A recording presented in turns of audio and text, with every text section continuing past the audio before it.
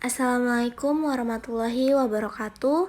Sebelumnya perkenalkan, nama saya Karmelia Anggraini dari NIM 221011200086. Saya dari kelas semester 1 S1 Akuntansi reguler C Sabtu. Nah, di sini saya akan mempresentasikan tentang Pancasila sebagai paradigma pembangunan nasional. Nah, teman-teman, Pancasila sebagai paradigma pembangunan nasional ini sebenarnya tidak terlepas dari tujuan negara bangsa Indonesia, di mana negara kita ini memiliki tujuan yang pertama, melindungi segenap bangsa dan seluruh tumpah darah Indonesia. Hal ini juga sebagai manifestasi dari negara hukum formal di Indonesia. Nah, yang kedua ada memajukan kesejahteraan umum dan mencerdaskan kehidupan bangsa. Hal ini juga merupakan pengertian dari negara hukum material. Nah, yang ketiga adalah tujuan ikut melaksanakan perdamaian dunia. Hal ini sebagai bagian dari bentuk pergaulan internasional. Nah, teman-teman, yang tadi saya jelaskan adalah tujuan dari bangsa kita, yaitu negara Indonesia.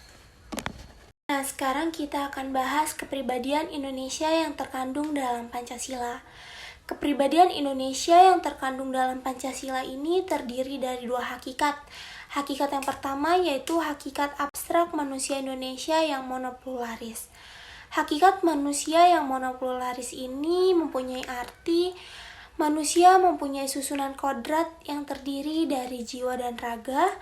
Manusia mempunyai kodrat sebagai makhluk individu dan makhluk sosial, dan manusia memiliki kodrat sebagai makhluk individu dan makhluk Tuhan. Selanjutnya yaitu hakikat pribadi Indonesia. Nah, tentunya selain menjadi manusia monopluralis, juga sebagai manusia yang memiliki hakikat sebagai makhluk sosial. Hal ini tertuang pada pribadi bangsa Indonesia. Nah, teman-teman, kita sekarang akan bahas terkait Pancasila sebagai paradigma pembangunan nasional yang mencakup beberapa aspek dalam bidang kehidupan. Seperti yang terlihat pada PowerPoint ini, yang pertama yaitu Pancasila sebagai paradigma pembangunan di bidang politik dan hukum. Bagaimana implementasi Pancasila sebagai paradigma di bidang politik dan hukum? Hal ini merupakan hal yang sangat penting untuk diperhatikan terutama pada pelaksanaannya secara praksis. Pelaksanaan dan penegakan hukum yang berdasarkan pada nilai-nilai moral pada saat ini baru sebatas tatanan filosofis dan konseptual saja. Oleh karena itu, penting sekali dalam paradigma pembangunan Pancasila di bidang politik dan hukum harus konsisten dilaksanakan. Nah, selanjutnya yaitu Pancasila sebagai paradigma ekonomi. Sesuai dengan paradigma Pancasila dan hak asasi manusia, para pendiri negara menetapkan bahwa pengelolaan ekonomi Indonesia diserahkan kepada 3 bentuk usaha. Yang pertama ada koperasi, kedua ada BUMN atau BUMD, yang ketiga ada badan usaha swasta atau BUS. Nah, selanjutnya yaitu Pancasila sebagai paradigma pembangunan Hankam. Pancasila menganjurkan agar bangsa Indonesia dapat hidup berdampingan secara damai.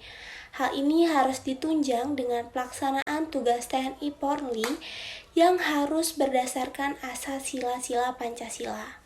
Kemudian Pancasila sebagai paradigma pengembangan IPTEX.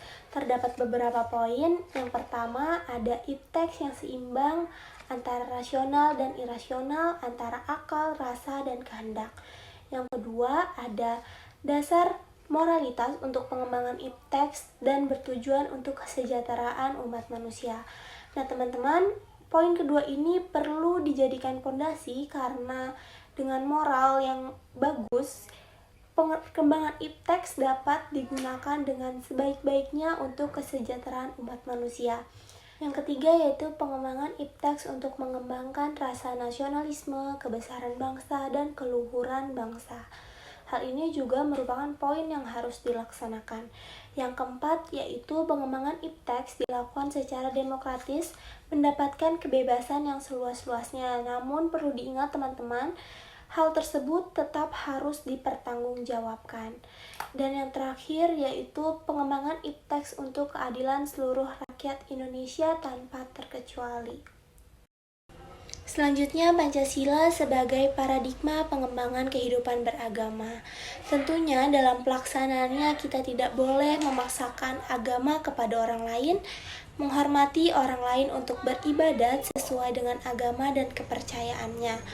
Karena sejauh ini masih banyak terdapat konflik-konflik yang berbau sara.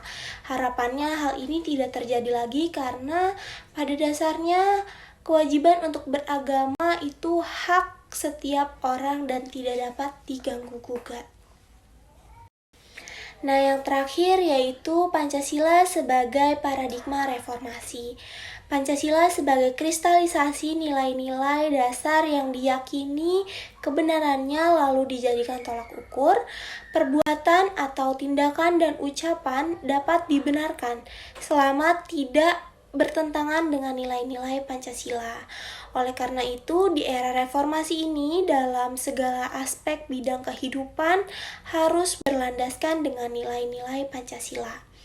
Harapannya, dengan mengimplementasikan nilai-nilai Pancasila pada setiap aspek kehidupan dapat menjadi pondasi dalam pembangunan bangsa Indonesia ke depannya.